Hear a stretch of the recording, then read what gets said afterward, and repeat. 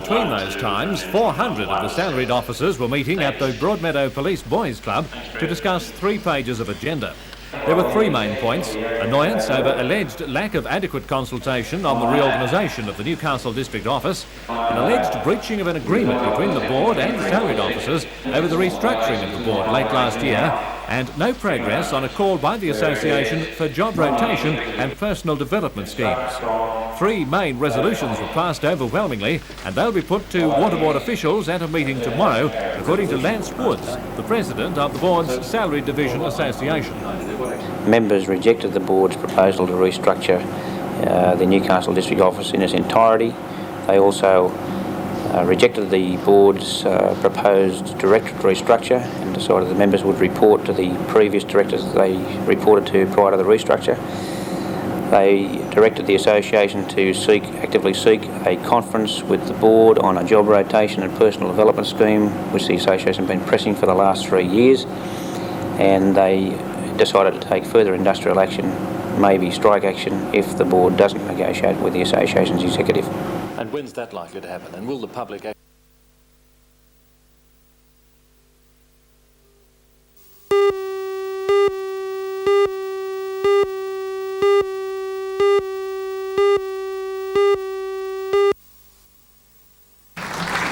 Graduates, their families and friends packed the Griffith Duncan Theatre for what was a very proud day. A standing ovation from her fellow students greeted one graduate as she received her award.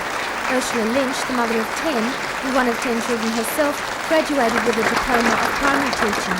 She's now teaching kindergarten at Mayfield West Catholic School and has this advice to offer other teachers and parents. I think you have to show that you like them, and you have to really care about them and be able to listen to their opinions as well as give your own. And what advice does she offer others thinking of taking up study later in life?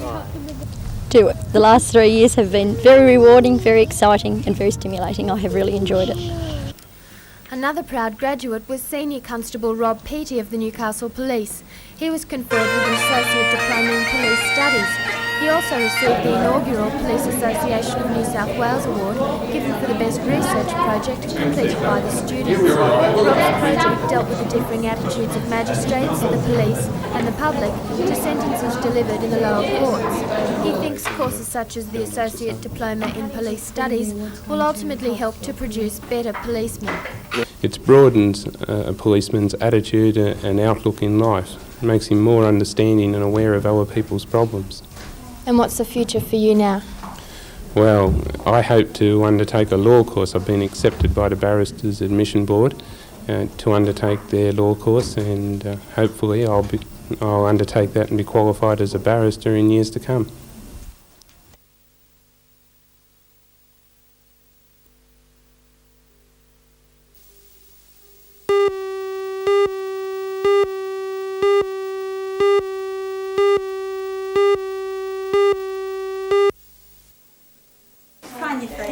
The congregation began the celebrations with Mass at 7 o'clock this morning, followed by the decoration of a cenotaph by the female members of the church. The cenotaph represents the tomb which held the body of Christ after it was taken off the cross.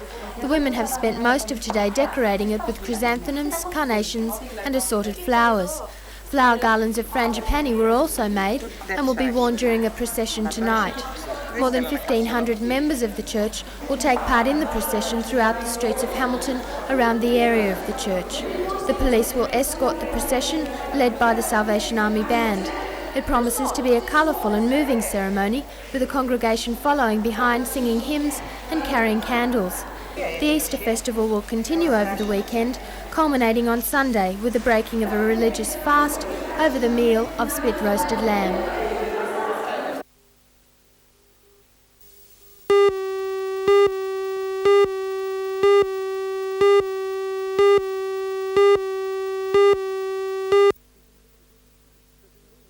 Fittingly, it was his first half goal which won the game. Apart from that, it was a tense and scrappy affair. The best moments, though, came at the end as the Liverpool players celebrated their 8th title in 11 years. And Dalgleish was magnanimous in victory, paying tribute to Bob Paisley, the former Anfield manager who'd guided him through the season. Today's soccer sensation, though, was in Scotland, where Hearts needed only a point to secure the Premier League title. They lost, while Celtic got the big score they needed to overtake Hearts on goal difference. No question about it, Celtic are certainly playing like champions. Archdeacon testing Tom Wilson. Makes his way to the byline. Here's Gordon McLeod now. McStay. 4-0 to Celtic. The second half brought one more goal, and Celtic were the most unlikely champions for years. Meanwhile, Castleford 15 beat Hull Kingston Rovers 14 in the Challenge Cup final at Wembley. The strength and handling skills of prop forward Kevin Ward laid the foundation for Castleford's win. He broke through 2 tackles to pass to Tony Marchant. And the former Castleford Colt sized up his options, thought the better of the outside pass and went for the line himself. Having started so well, Castleford seemed to be coasting for a while, their complacency allowing Andy Kelly to intercept this pass and send New Zealander Gary Prome racing towards the line.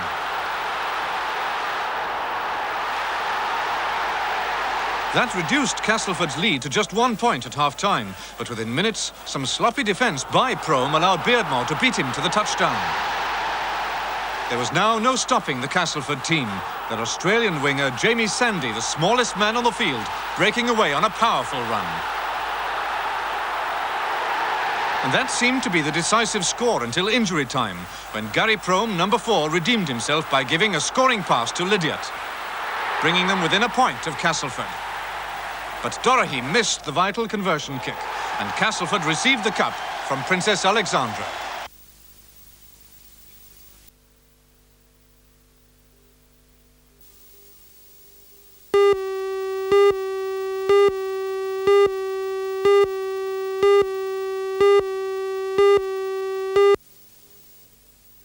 The Sydney Swans showed they'd come of age in front of a crowd of nearly 38,000 people at the Sydney Cricket Ground. Sydney downed the Blues 18-12, 120 to 13-20, 98, and maintained their outright lead of the VFL competition. Today, players and officials met the people of Gosford in the first promotion of its type on the Central Coast. The morning was sponsored by radio station 2GO.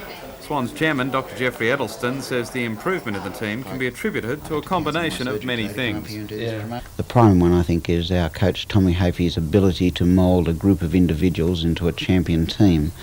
All the squad is now living and training in Sydney, whereas in previous years we had half living and training in Melbourne and only playing together on the weekend, which was very difficult. So on the field, that has been the big thing. Off the field, the enormous promotion that our marketing arm Power Play has been able to organise, and all told, it's all working. Meantime, coach Tom Hafey, although happy with the results, says the big test will be this weekend in Melbourne playing on their home ground. In the past, the Swans have had a little bit of trouble winning in Melbourne, particularly against top sides. We're playing against the second side, last year's runners-up, on their home ground. So this is the next big step. No, I feel that we're capable of winning.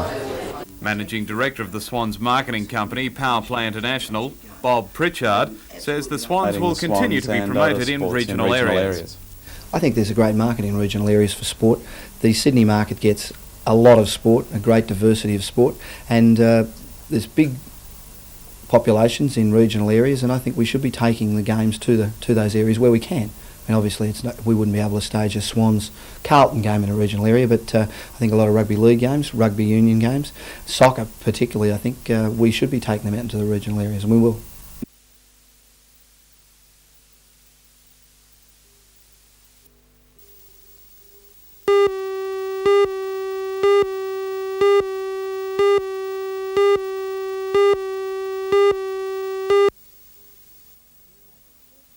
Newcastle's first linear accelerator at the hospital's oncology unit was destroyed as the result of a fire in November last year. Although the fire was thought unimportant at the time, it was later discovered the smoke had become highly acidic and had been slowly eating away at the metal components of the machine. By January this year, the accelerator had been declared a write-off and an appeal made to the American manufacturer, Varian, for a hurried replacement. Varian replied they would slash their normal production and delivery time from 18 months to 4.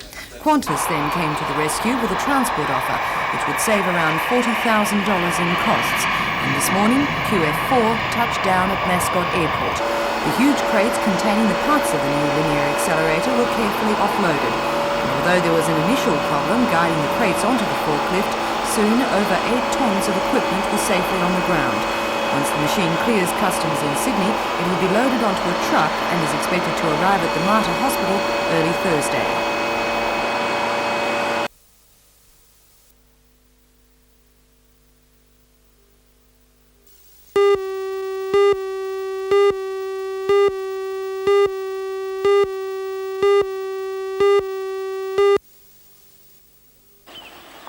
Police believe vandals broke into Kurri High School over the weekend, smashing through 8 doors to gain access to science laboratories, class and staff rooms. Because of school holidays, the alarm was not raised until today. Workers carrying out renovations smelt a pungent odour caused by bottles of chemicals which were smashed in the laboratories. It's standard Department of Education policy not to keep dangerous chemicals at schools. However, some firemen donned breathing apparatus before tackling the cleaning up. In staff rooms, chairs were slashed, personal photos defaced. 2 cardigans were cut into pieces. The charred remains of a book suggest the vandals may have tried to set one room alight. Sporting equipment was also extensively damaged. Lockers were broken into and the contents scattered over the floor. It had been covered with oil. Outside, the school rock pool was destroyed. The water was removed by the bucket load and about 150 goldfish and Japanese carp were taken. Rocks from the bottom of the pool were also dumped on the ground. Kurri police say this is the second break-in at the school in the last 3 weeks, and because of the extent of the damage, the matter is now in the hands of Cessnock detectives. Happy? Good one.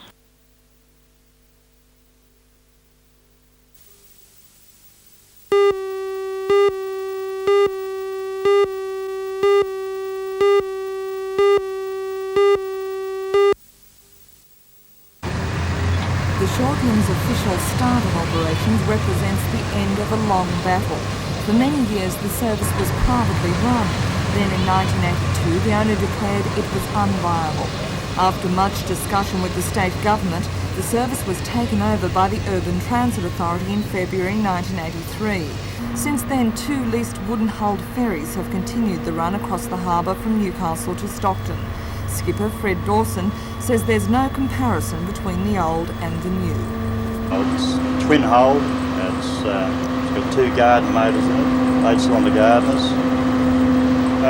It handles very well and it's a lot quicker than the old boats and a lot more comfortable. Those who took advantage of being taken for a free ride seem to enjoy the trip. What do you think of the new ferry? And for Jim Proud, who had been a ferry skipper for 33 years, it was the new dawning ferry. of a new Very and brighter nice. era. Big day for Stockton. Brilliant advancement on the old ferry. It's really good. Really enjoying it.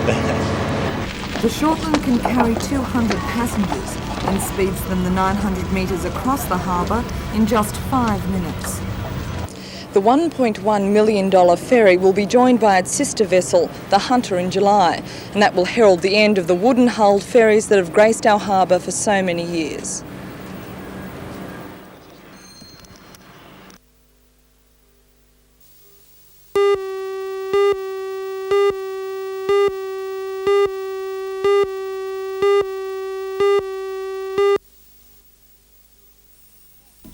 The appeal was launched at a breakfast at Newcastle City Hall. Business and community leaders were told of the plight of young unemployed people and the lack of self-esteem and hope that becomes a byproduct for those who are out of work for long periods of time.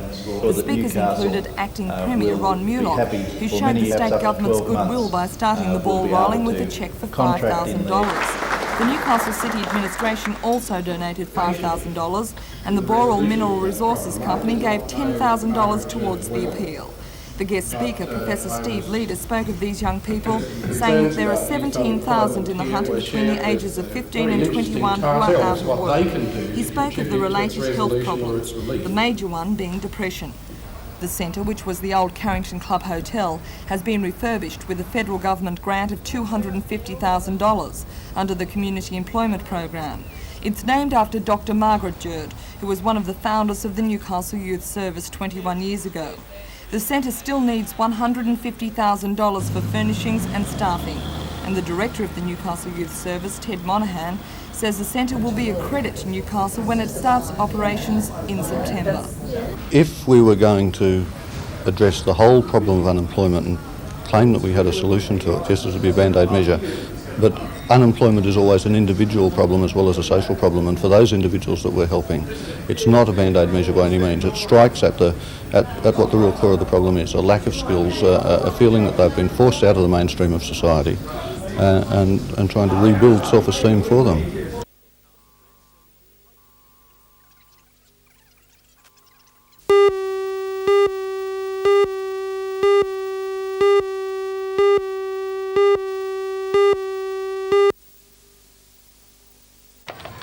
From a low-key celebration 5 years ago, Scone Horse Week has developed into a major festival, honouring its equine connections. The region takes in some of the richest horse studs in the country, and the festival reflects its horsey status. The opening procession of the festival shows how a love of horses pervades the whole community. Scone has the self-dubbed title, Home of the Thoroughbred, and it's easy to see why. The parade wound its way from White Park to Kelly Street, with a record number of entries providing plenty of action. The Carlton United Brewery team of 7-year-old Clydesdale geldings proved a handful for their driver, who had some help though from Carlton, the appropriately named Dalmatian. A rare display of bullock driving was also a major feature of the parade. This team was brought up from Muswellbrook this morning by bullock driver Matt Peel. Pipers from the All Carlton Social Band helped set the mood, while horse-drawn wagons, polo, polo cross and pony club riders showed off their mounts. The festival continues until next Sunday and will feature activities highlighting different aspects of rural life. We start with the opening of the wool show, also with shearing exhibitions, and then we've got a dancing Appaloosa horse who performs inside on the carpet and is quite spectacular actually. The Scone races will be held on Thursday, Friday and Saturday, the first time in country New South Wales that a cup meeting has been conducted over 3 consecutive days.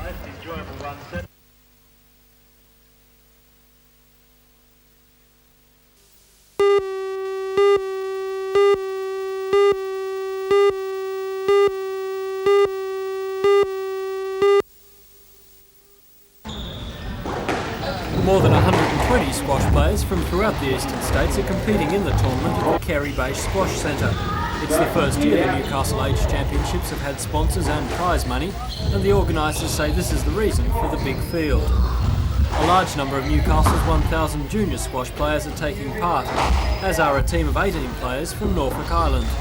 The tournament follows hot on the heels of the recent New South Wales Championships, and many top-line players have come here from that event, including several state champs. Prize money in this tournament comes to over $2,500, with much of that coming from Newcastle businesses. The tournament goes through to Thursday afternoon, when it winds up with the finals.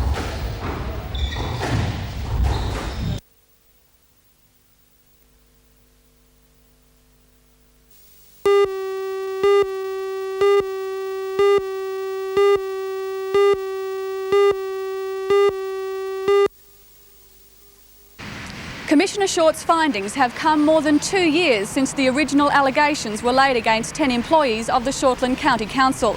Allegations that the men were using council equipment in council time for private contract work. Of those 10 men, 1 died and 7 resigned before the findings were set down. The Shortland County Council met today to consider what action it would take against the 3 remaining employees in light of Commissioner Short's report. Commissioner Short upheld the Council's right to terminate the men's employment on the grounds of serious misconduct. The 3 men, all members of the Electrical Trades Union, attended the meeting, along with State Organiser Bob Britton. The men submitted resignations to the County Council last Friday.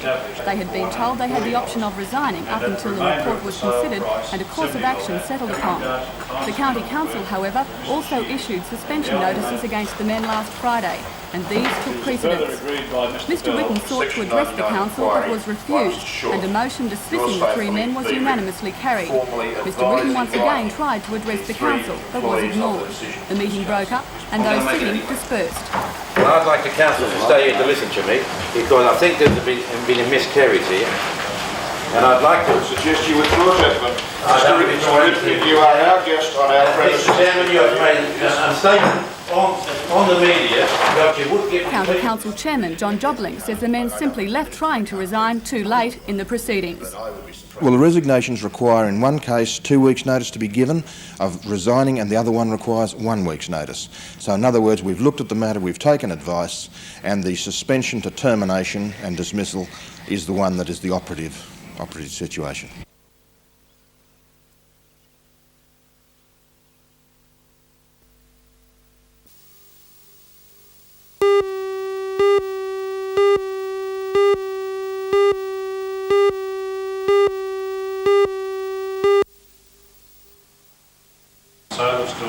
The Commission of Inquiry's report comes more than 2 years after the original allegations were made against 10 employees of the SCC.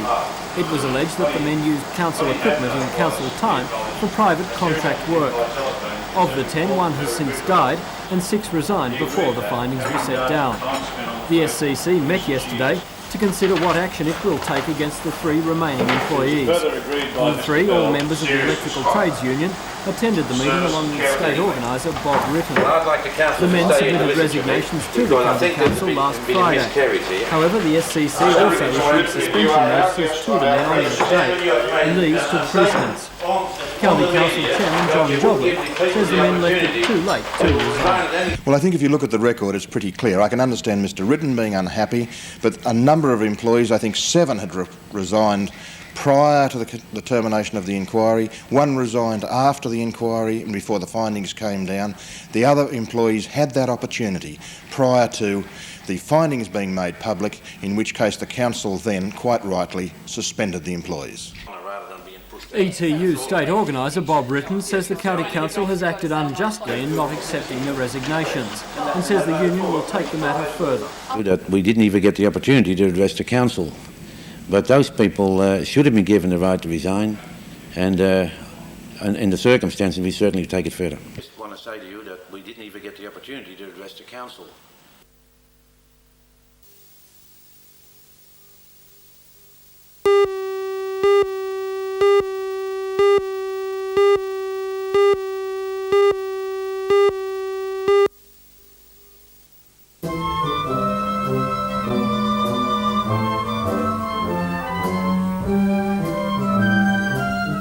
The auditorium at the Belmont 16-foot sailing club was all but packed last night as the 53-member concert band went through their paces. The musicians are selected from all over New South Wales, and this year's band features players between 13 and 19 years old. In the past, only a brass band has toured, and this year is the first time a full concert band is touring the coastal cities of New South Wales. 7 Newcastle musicians are in the band. Last night's concert was quiet.